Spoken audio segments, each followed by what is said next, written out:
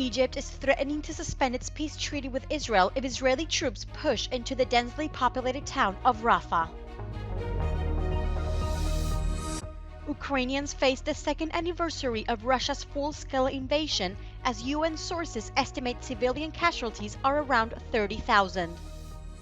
Center-right candidate Alexander Stubb is projected to win Finland's presidential election runoff on Sunday against Pekka Haavisto of the Green Left, according to preliminary results. Egypt is threatening to suspend its peace treaty with Israel if Israeli troops are sent into the densely populated Gaza border town of Rafah. Fighting could force the closure of the territory's main aid supply route, Egyptian officials said Sunday. The Israeli army continued to expand its assault on Gaza's southern land this weekend, with particular focus on the city of Khan Yunis. The chief of UN Agency for Palestine Refugees, Philip Lazzarini, said he was aware of reports of a tunnel under the agency's headquarters in Gaza, following Israel's accusation that the agency is helping Hamas's operation. Footage released by the Palestinian news agency Wafa on Sunday showed mourners praying for people killed during an Israeli air raid in central Gaza, amid fears of the fate of the 1.4 million people in Rafah as Israel steps up pressure on what has been designated as a safe zone. World Health Organization and partners access Al-Aqsa Hospital in central Gaza for the first time since January 13. They provided supplies to address the health needs of 3,700 patients. Ukrainians are facing the second anniversary of Russia's full-scale invasion of their country. According to UN sources, civilian casualties are around 30,000, although likely higher. The scale of deaths in the army is unknown and a tightly held secret. Estimates are anything between 25 to 70,000. For every death, there's a human story, leaving family and friends bereft. My friend yesterday died in war, and I come here to buy some flag and stay here for remember that it's bad, and we want to stop this war. We want freedom. That's all. How old was your friend who died? Yes. What happened to him? Sniper.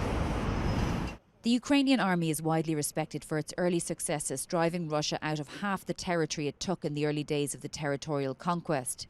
But according to military experts, the war is now in a stalemate. Ukrainian President Volodymyr Zelensky sacked his top general at a crucial time. Soldiers are in serious need of ammunition, and vital support from the United States is in question. You're absolutely right. It's very difficult, still difficult situation in Avdiivka, in Zaporizhzhia regions, many of practically in all front line. Sometimes it's necessary to look exactly to the fact and believe we will be just strengthening our positions, and once again be sure and believe to the victory of Ukraine. The sheer ruthlessness of Russian forces was first known in places such as Bucha, Bordianka, where civilians were murdered in cold blood in extrajudicial killings as part of the occupation's approach towards the capital Kyiv. The EU is now supporting Ukraine in reconstruction. The worst that, as you have heard, that they still have constant drone attacks. They are constantly under pressure, especially their heating systems, water treatment facilities, this critical infrastructure which Russians deliberately targeting. Although the Ukrainians were able to repel the Russian army within 1 month of its brutal takeover of Bordianka, it left destruction and trauma in its wake. However, Ukraine says its priority is to get people living here again, to reconstruct these apartment buildings and to having life as it once was eventually. Shona Murray, Euronews, Bordianka, Ukraine. The Ukrainian city of Kharkiv has declared a day of mourning today for victims of the recent mass Russian airstrike, which claimed at least 7 lives, including 3 children, this weekend. Russian drones on Saturday hit a local oil depot, spraying nearby buildings with burning fuel. According to the local authorities, 15 residential buildings were burned down. On Saturday, the Russian Ministry of Defense published a video of Minister Sergei Shoigu visiting a drone production plant in the Udmurtia region, where he inspected new drone models. According to the Russian military, this enterprise has increased production by 60% since the beginning of the war. In Moscow on Saturday, wives of Russian soldiers gathered near the Kremlin wall. They demand the government bring back their husbands and stop the fighting. The Way Home movement is one of the only known anti-war protests in Russia which is still not completely banned. En Finlande, l'ancien Premier ministre conservateur Alexander Stubb a été élu président lors du second tour de l'élection présidentielle dimanche. Il était opposé à l'ancien ministre des Affaires étrangères, Pekka Haavisto, issu du Parti des Verts, mais qui s'est présenté à cette élection en indépendant. Alexander Stubb a bénéficié de 51,6% des voix. Âgé de 55 ans, il devient le 13e président de la Finlande et endosse également le rôle de commandant des armées, un rôle qui a pris de l'importance depuis que la Finlande a rejoint l'OTAN en avril dernier. Pope Francis celebrated the canonization of Mama Antula, Argentina's first saint, in St. Peter's Basilica on Sunday. She was among the consecrated laywomen who assisted Jesuits in the apostolate of spiritual exercises and in other works of charity. She died in 1799.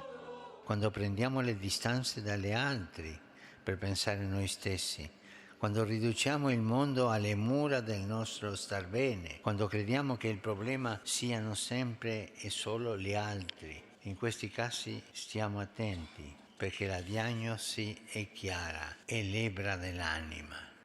Argentinians gathered for the canonization, turning Rome into something of an Argentinian fiesta. La primera mujer santa es realmente un paso enorme y lamentablemente es hoy, ¿no? Qué lástima que no pudo ser antes, pero bueno, de a poco las mujeres empezamos a ser visibilizadas. The ceremony to declare Mama Antula a saint marked the first meeting between Argentine President Javier Milei and his fellow countryman Pope Francis.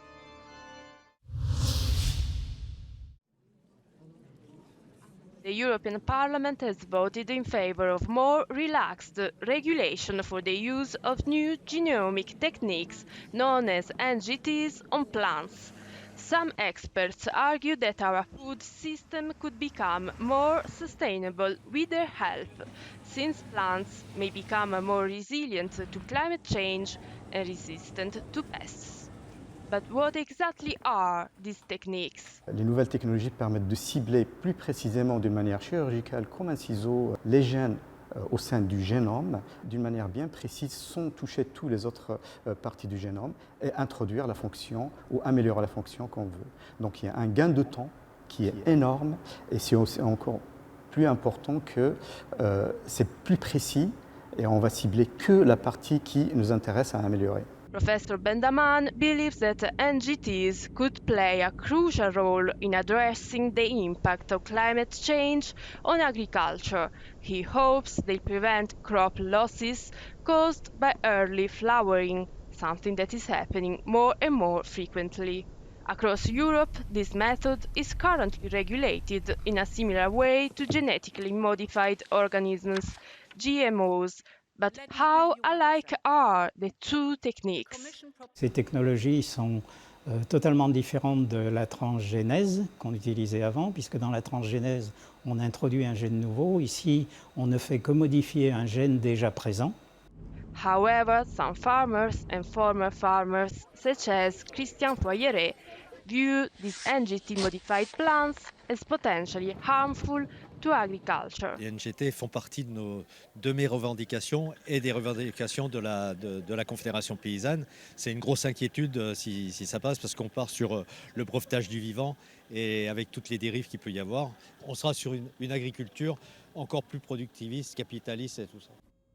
In Europe, over the last 50 years, there has been a 30% decline in harvests, leading some to push for a change in the way agriculture is managed. However, despite the NGT method being used across the world, the European Food Safety Authority has warned of potential safety concerns regarding its application.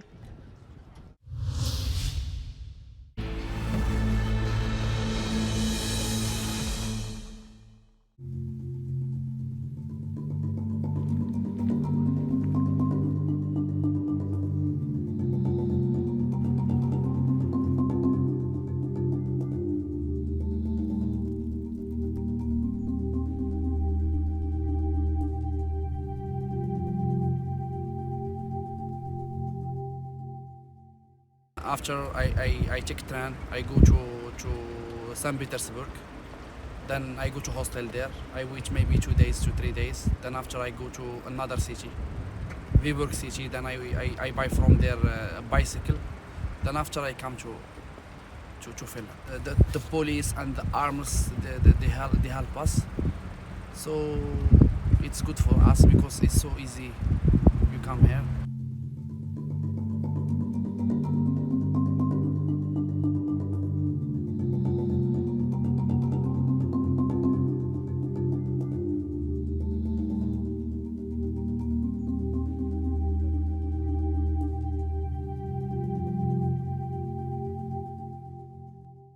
We have information of that there are in St. Petersburg area thousands of persons who might come to Finland. Using this route, we know that we have to open the borders, or at least some of them in some time, because this cannot go forever. But we are in the same time drafting changes to our legislation who make us better prepared to this situation when it arose again.